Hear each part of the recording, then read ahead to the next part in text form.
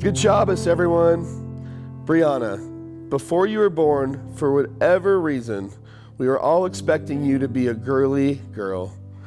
Mom did a princess theme for your room, and it was painted all pink with big, colorful bows and ribbons. Your grandma had already purchased fancy dresses for you in every size and in every color.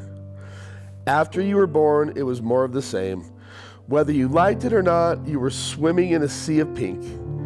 You had pink shoes, pink socks, pink shirts, pink shorts, pink bows, pink dolls, and pink everything. We also signed you up for dance class, gymnastics, and figure skating. We just assumed that you were going to be a typical girl, and boy, were we wrong. As you got older, you traded in your dance shoes for football cleats, your gymnastics uniform for a basketball uniform, your figure skates for hockey skates, and you just needed to give us a little more stress when you decided to play lacrosse goalie with basically no pads. Oy vey.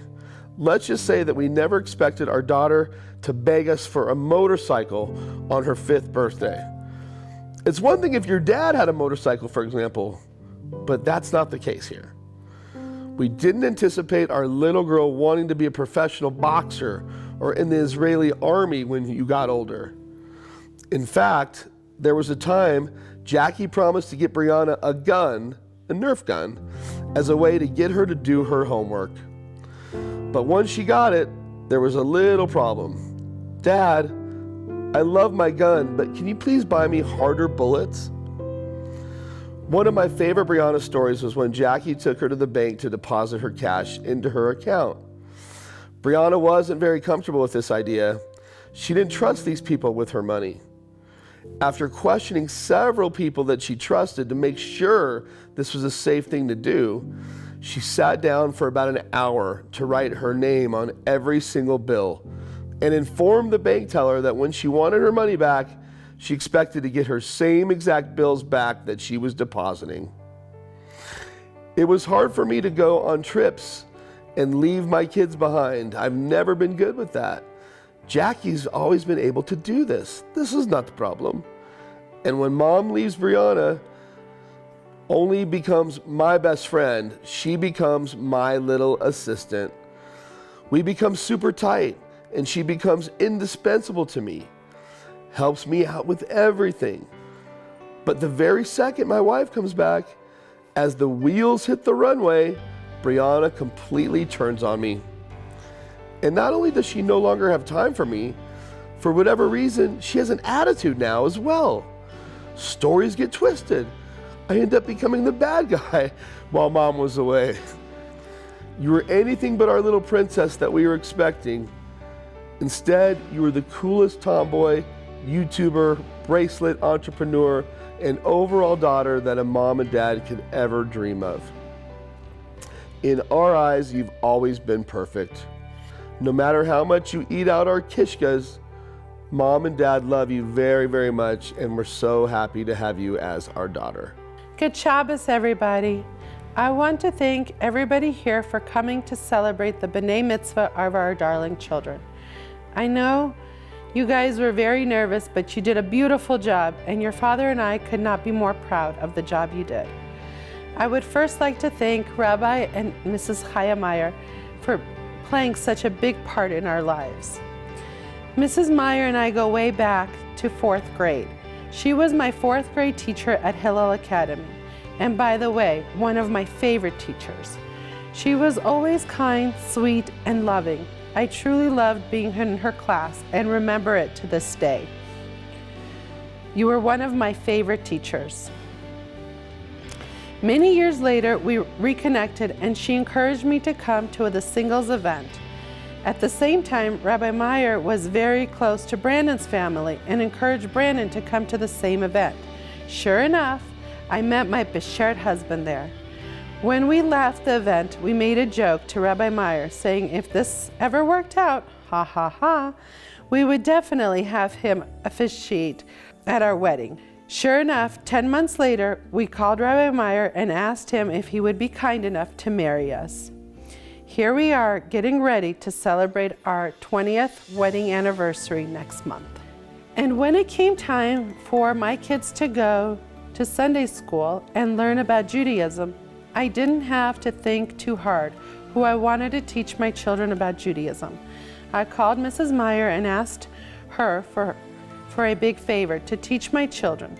She normally did not do that, but because of our relationship, she didn't hesitate to accept this challenge and teach my kids all about the holidays, traditions, blessings, Torah. She spent countless hours answering all their questions about Judaism. We were so blessed and honored to have her at our house almost every Sunday. It felt like old times, sometimes bringing me to happy tears.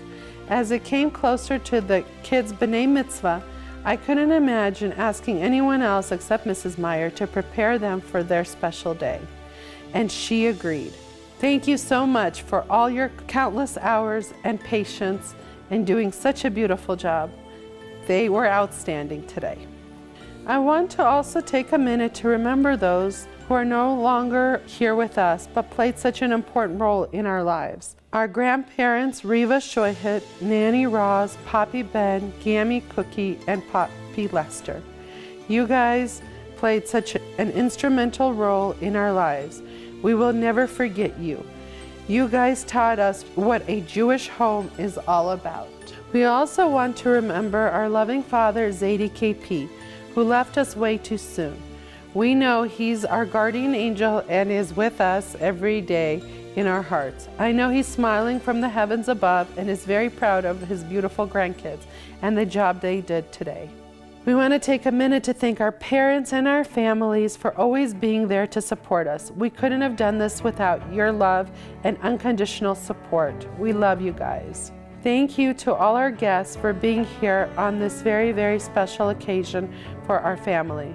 During a very hard and difficult time in our lives with Preston's car accident, you guys showed us what the true definition of a community is.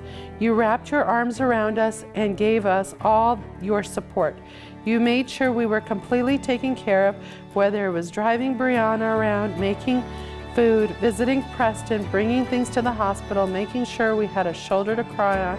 Without you guys, we wouldn't be able to get through this. They say it takes a village to raise kids. I believe it is so true. Thank you to our village for helping us raise our children. I want to thank my wonderful husband for always putting up with us, putting up with all of my shenanigans, including being late, canceling things at the last minute, adding plans to an already hectic schedule, extending every trip, inviting everyone to our house, including their neighbors, grandparents, parents, always ordering too much food, entertaining all my crazy ideas, and the list goes on and on. You take pride in living your life by doing what is right and teaching us all around you to do the right thing. Your selflessness is amazing. You care about every single person and making sure they're all taken care of first before you even consider thinking about yourself. You are an amazing father. You never say no to the kids. You're always happy to pick them up from school, take them to all their sporting events, talk to their coaches, teachers, stay up all night, doing homework and special projects. You are always cool with the kids bringing all their friends over, their sleepovers. You never say boo. Well, maybe you say boo, but you get over it very quickly. I don't know what I would do without you in my life. We are so lucky to have you in our lives. We love you to pieces. To my wonderful kids, we are so proud of you. We look forward to watching you grow up, and we will continue supporting you in everything you do. We love you. Preston, oy vey. Even before the accident, I knew how hard this was going to be. Anyone who knows how close we are and how emotional I am also knows that there's about a 0% chance I can make it through this speech. The fact that you are standing here today is such a gift from God. When Preston was a little boy, he had sensory issues. He was very particular with the food he ate, the clothes he wore, and everything. In fact, there were a few years when Preston would only wear the same outfit. It was Oshkosh Bagosh, and we referred to it as Preston's uniform. Getting him to wear something else was such a struggle that my mom and Jackie just decided to buy it for him in every size and every color. Preston also loved to give everyone big hugs. The problem was he was so much bigger than the other kids, there were times his hugs would hurt them. He didn't know his own strength and didn't know how to gently put the kids back down. There was one day Jackie went to pick him up from preschool, and the teacher said that one of the kids told her that Preston punched them. Jackie looked at Preston and said, "This cannot be true. Preston, you would never punch another kid, right?" Thinking Preston would agree. But Preston said, "No, Mama, that little boy was right. I got him good. I got him like this, and I got him like that, and I got him like this, and I got him like that." Preston couldn't lie very good. When Preston was a little boy, he was very into collecting sports autographs. And there was one day he was following me around the house with a CU football helmet and a Sharpie. And eventually I was like, "Preston, what are you doing with that?" And he said, "Dad, would you do me a big favor and autograph my CU football helmet for me? Because I went to CU." And I said, "Preston, please, I don't want to ruin your beautiful helmet. I do not want to autograph that. That's so sweet of you." But he wouldn't drop it. Later that day, he was still holding it and came in my office. And then he came in my bedroom and holding it. And I looked at him, "Preston, you're still holding that." And he said, "Dad, would you please autograph my helmet for me? It would mean so much to me." And I said, "Okay, Preston," I gave in. I said, "I'll ruin your beautiful helmet. I'll sign my name on it. I will do that for you, but I think you're silly." And later that night, when I was putting Preston to bed, he said the sweetest thing. He said, "Dad, of all my amazing autographs I have, with all my collectibles, I have one that's by far my favorite. It's the one you signed for me." Such a sweet little boy. I remember when he was playing soccer when he was a little boy, and he was never really that good. But there was one play I remember where he had a fast break, one-on-one with the goalie. He was in the clear, dribbling in, and then all of a sudden, he forgot the soccer ball and veered off course. When he came back to the sideline, I said, "Preston, what happened?" He said, "Dad, did you see that big grasshopper out there? I almost got it." That was Preston. When he was taking his entry exam to get into Kent, Denver, this was his favorite school of all time. He'd always dreamed about going there. He wanted to go to Kent since he was a little boy and worked so hard to make it happen. So he had to take the entry exam to get in, which is very difficult. When I picked him up from taking the exam, I asked him, "How did you do?" He said, "Well, Dad, the good news is I think I got all the right answers." I said, "Preston, that's great." He said, "But Dad, there's one problem. When I got done, I noticed that my Scantron answers did not match up with the answers I'd circled. Somewhere I got off track." And I said, "Oh my goodness, that is a big problem, Preston. What are we gonna do?" Well, we got lucky because we called the school and they allowed someone to come in there and take his answers that he circled and put it on a new Scantron sheet. And Preston all of a sudden got a very good score on the test, and was able to get into Kent, Denver. His dream came true. Preston, Mom and I love you very, very much, and we're so proud of the man you have become.